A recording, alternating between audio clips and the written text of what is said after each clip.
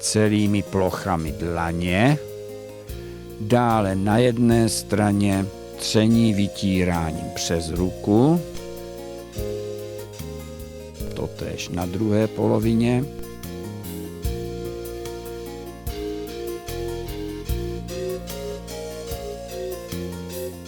Končíme třením celými plochami dlaní.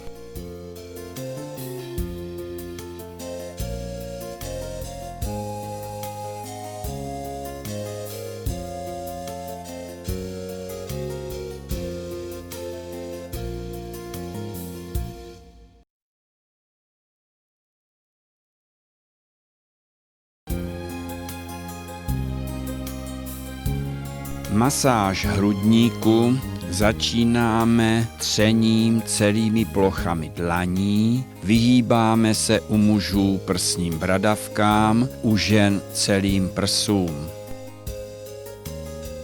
Tření provádíme po stranách nahoru a středem dolů a pak obráceně. Následuje hnětení vlnovité okraje velkého prsního svalu.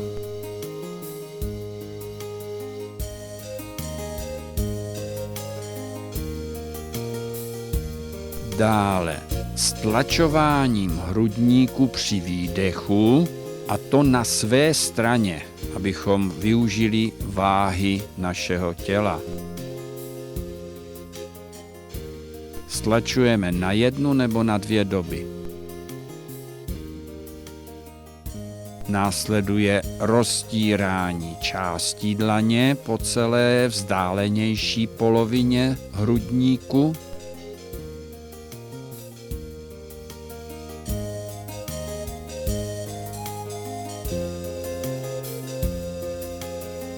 Roztírání 4 prsty, palec je schován pod dlaň.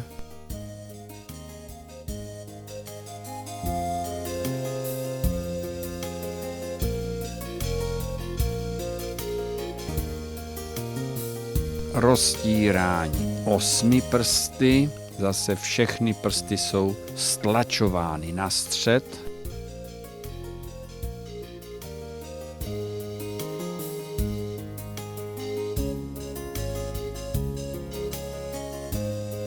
Posledním roztíráním je roztírání 4 prsty v mezižebří jednou rukou, druhou rukou a pak může následovat také jedna ruka za druhou.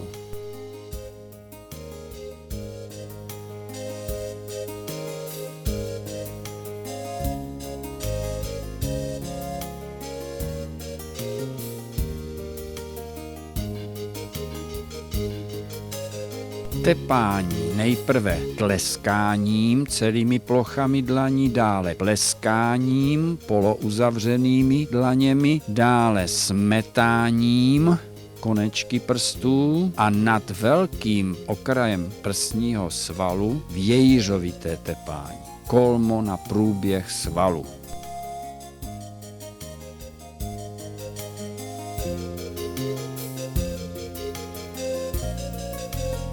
Chvění vidlicí téže krajiny, vytřásání hrudníku při úplném uvolnění dotyčného a pak závěrečné tření celými plochami dlaní, a to zase středem nahoru a po stranách dolů, pak to otočíme po stranách nahoru a středem dolů.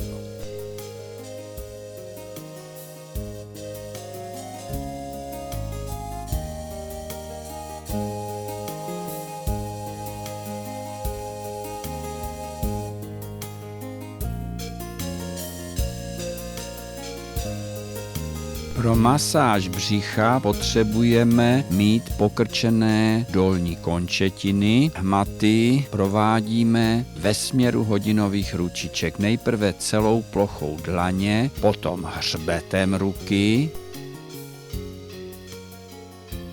případně se zatížením druhou rukou.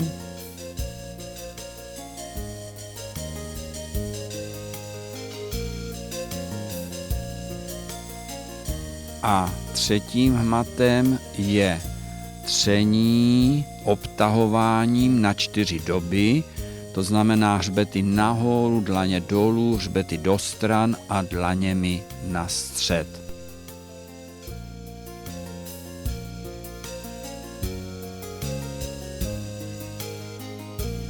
Následuje hnětení vlnovité, a to nejprve uprostřed břicha v okolí pupku,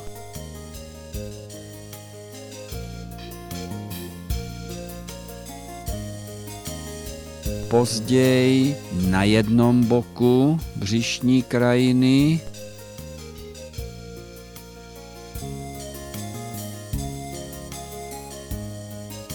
na druhém boku,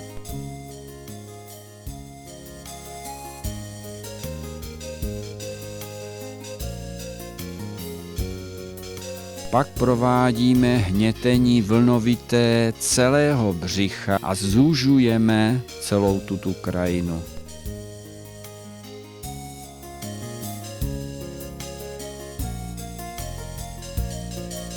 Roztírání se provádí špetkou, spirálovitě a zase krouživě a ve směru hodinových ručiček, abychom napomáhali peristaltice střevní.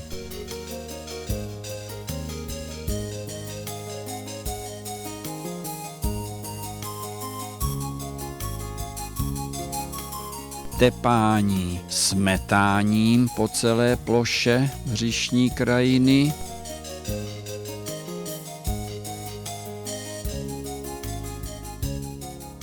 Následuje tepání konečky prstů, nejprve jako když hrajeme rychle na klavír a později všemi prsty současně, ale střídáme levá pravá ruka. Chvění přiloženou dlani do stran, směrem nahoru a dolů, a pak stlačováním do hloubky rozechvějeme celou břišní krajinu rychlým stlačováním do hloubky a celou masáž břicha končíme závěrečným třením, nejprve tření obtahování na 4 doby,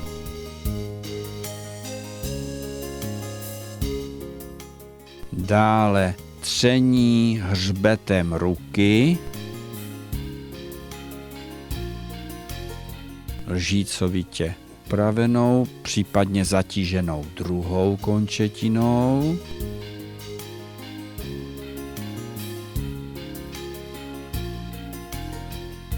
A končíme třením celou plochou dlaně ve směru hodinových ručiček.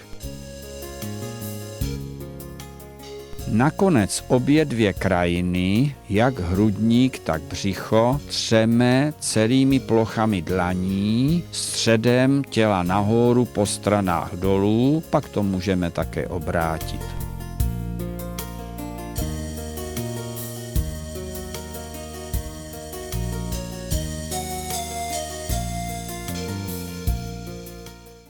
Dolní končetinu začínáme masírovat úvodním třením celými plochami dlaní, přičemž na pravé dolní končetině pravá ruka jde jako první. Následuje tření obtahováním, hřbety rukou nahoru, zesilujeme tlak směrem nahoru.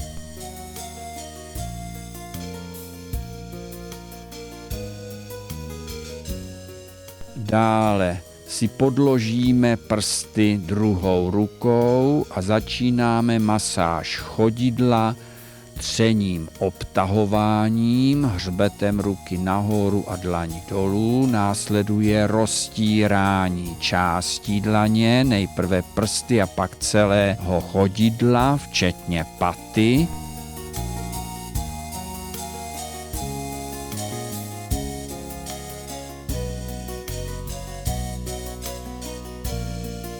roztírání palcí jak prstů, tak celého chodidla.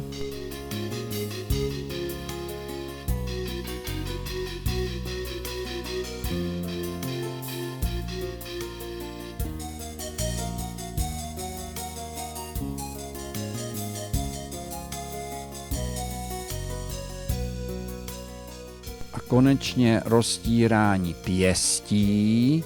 Tady můžeme využít ostrých kloubů, prstů a provádíme krouživé pohyby spirálovité zase po celé ploše chodidla.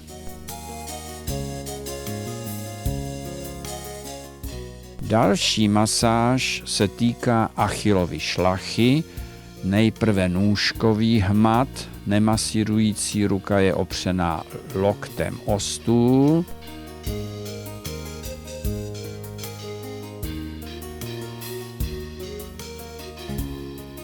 Masírujeme boční strany Achillovy šlachy.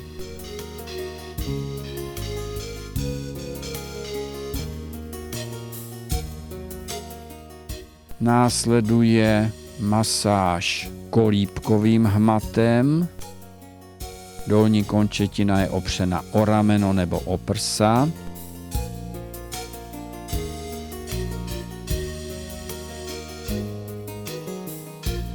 Dále dolní končetinu položíme, stoupneme si z boku a provádíme hnětení vlnovité Achillovy šlachy od paty až k dolní části lítka.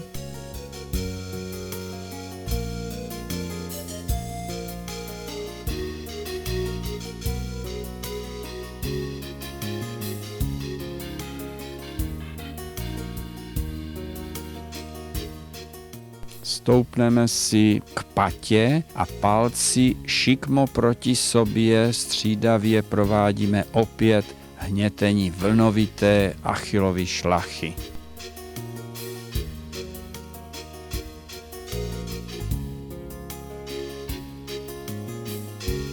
Přejdeme na lítko, začínáme třením, vytíráním přes ruku.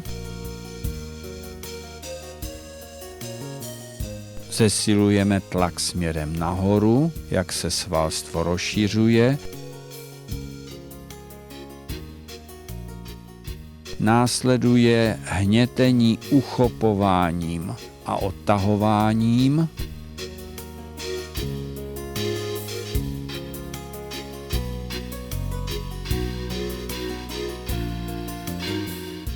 Hnětení vlnovité, ruce jdou proti sobě.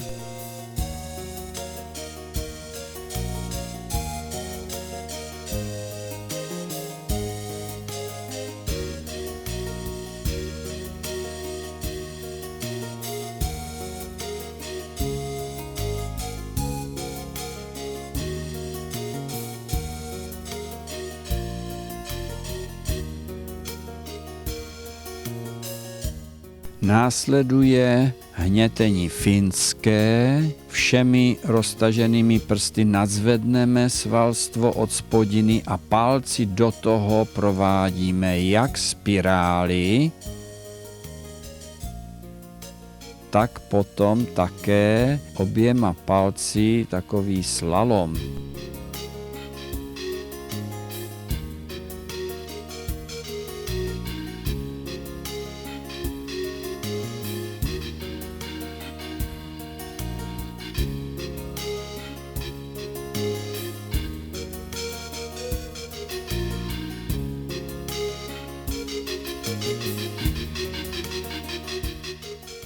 Tepání smetáním po celé ploše lítka.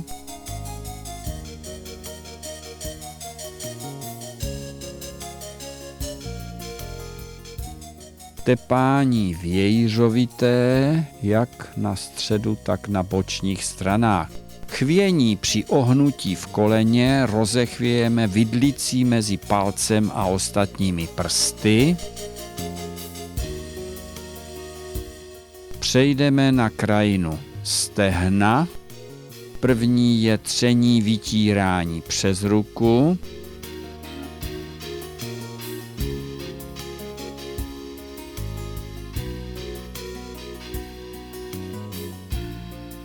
A na boční straně, kde je fascia lata, provádíme tření obtahováním hřbetem ruky nahoru a dlaní dolů. Provádíme od kolena až po kyčelní kloub.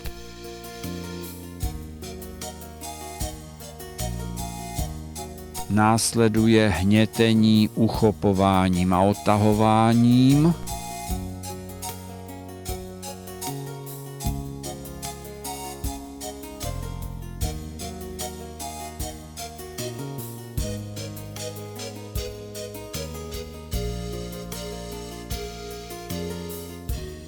Hnětení vlnovité, mohutné od stolu ke stolu.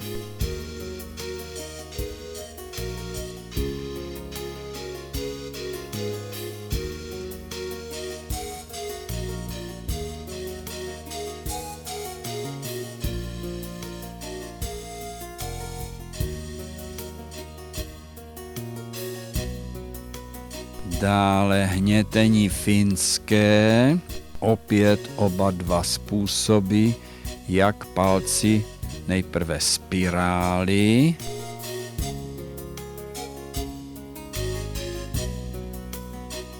tak potom slalom oběma palci vlevo, vpravo, vlevo, vpravo.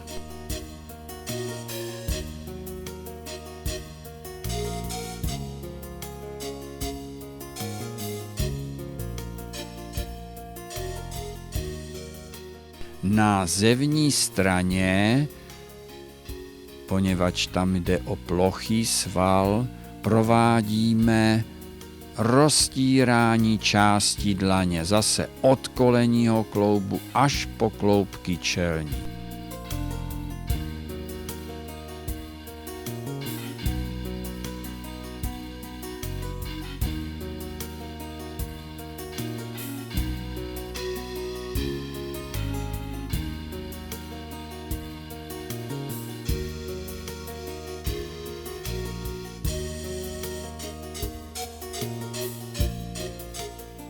Tepání smetáním konečky prstů po celé ploše.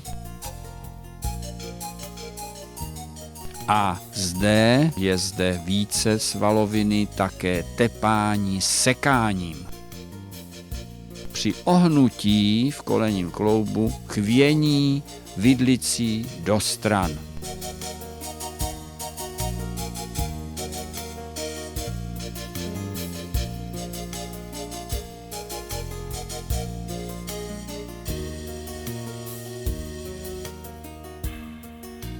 Následuje krajina hýžďová, zde nejprve tření celou plochou dlaní, případně se zatížením druhou rukou.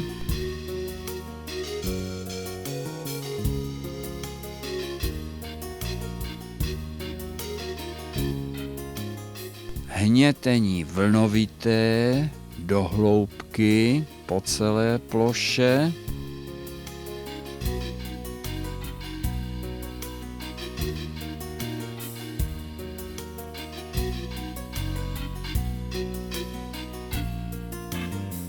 Dále hnětení rozmačkáváním pěstmi. Důkladně do hloubky.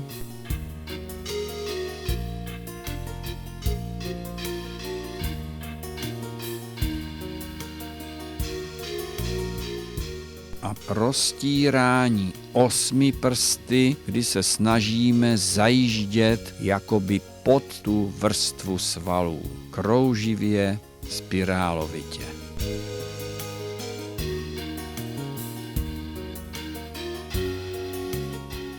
Při úplném uvolnění pak tepání pěstmi, a to buď to pohyb vychází z loktu nebo až z ramen.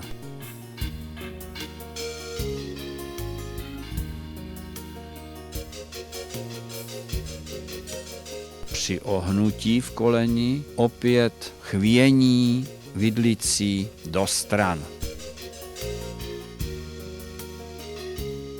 Celou masáž dolní končetiny končíme závěrečným třením, nejprve třením obtahováním, hřbety rukou nahoru a dlaněmi dolů.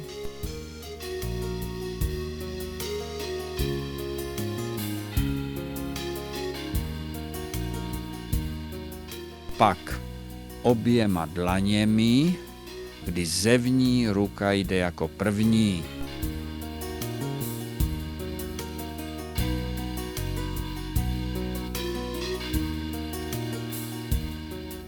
Tím je masáž zadní strany dolní končetiny ukončena.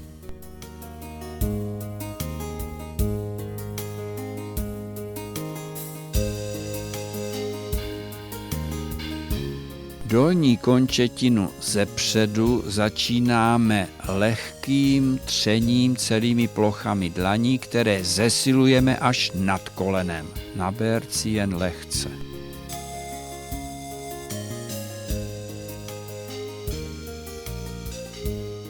Druhý hmat začínáme až nad kolenem. Tření obtahováním, ale dlaněmi sjíždíme až dolů ke kotníku.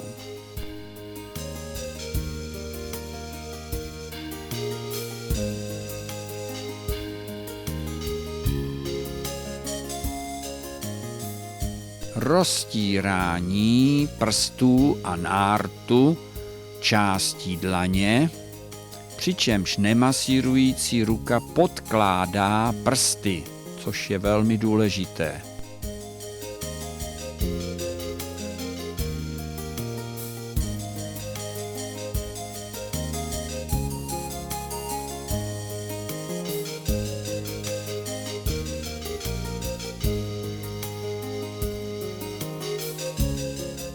Dalším hmatem je roztírání špetkou a zase jak prstů, tak hřbetu nohy až ke kotníkům.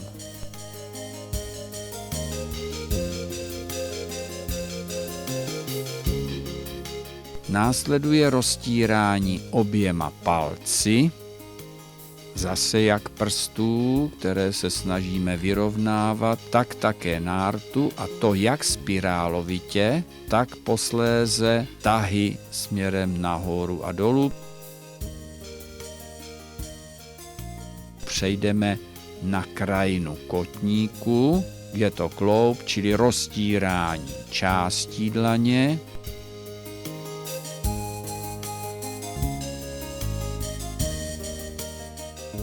Roztírání špetkou.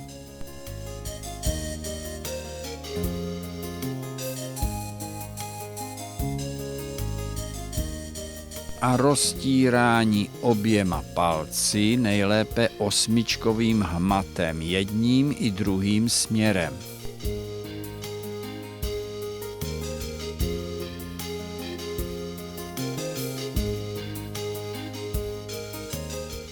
Otočíme dolní končetinu tak, abychom se dostali dobře k druhému kotníku, a totéž je to kloub, čili 3 druhy roztírání částí dlaně, špetkou,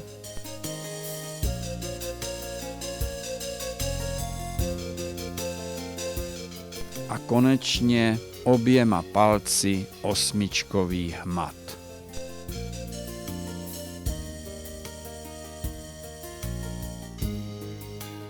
Krajinu obou kotníků masírujeme současně roztíráním oběma palci, jedním i druhým směrem. Přejdeme na bérec a zde máme pouze 3 hmaty na zevní straně, nejprve tření obtahováním,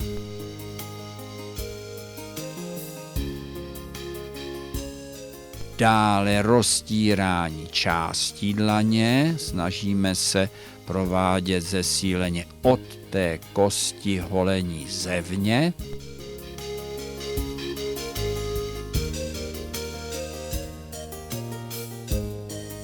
A konečně druhou rukou roztíráme palcem, přičemž ostatní prsty jsou na té vnitřní straně. Palcem zase krouživě od kosti.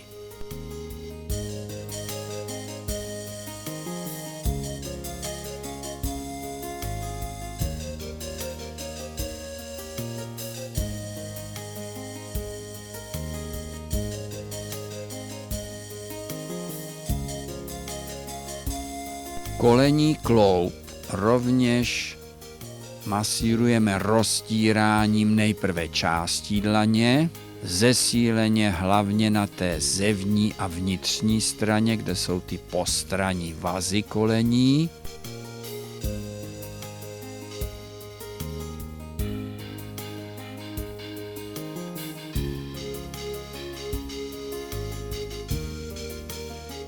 Následuje roztírání špetkou.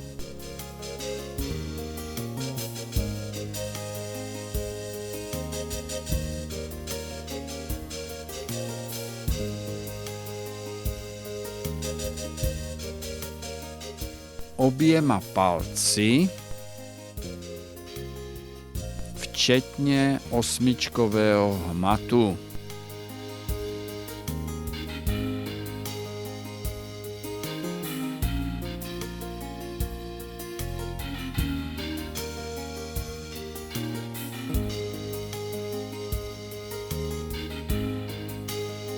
Totéž pak provádíme při ohnutí v kolenním kloubu, zase nejprve roztírání částí dlaně,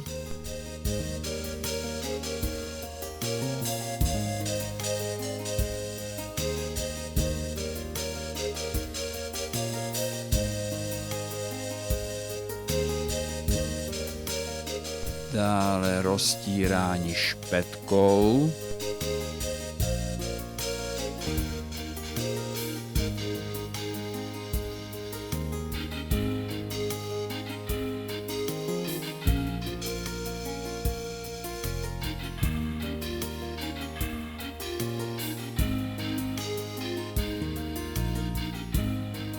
oběma palci, včetně osmičkového hmatu, jedním i druhým směrem. Úplně na závěr krajinu kolenního kloubu roztíráme všemi prsty střídavě a směrem dolů přitlačujeme.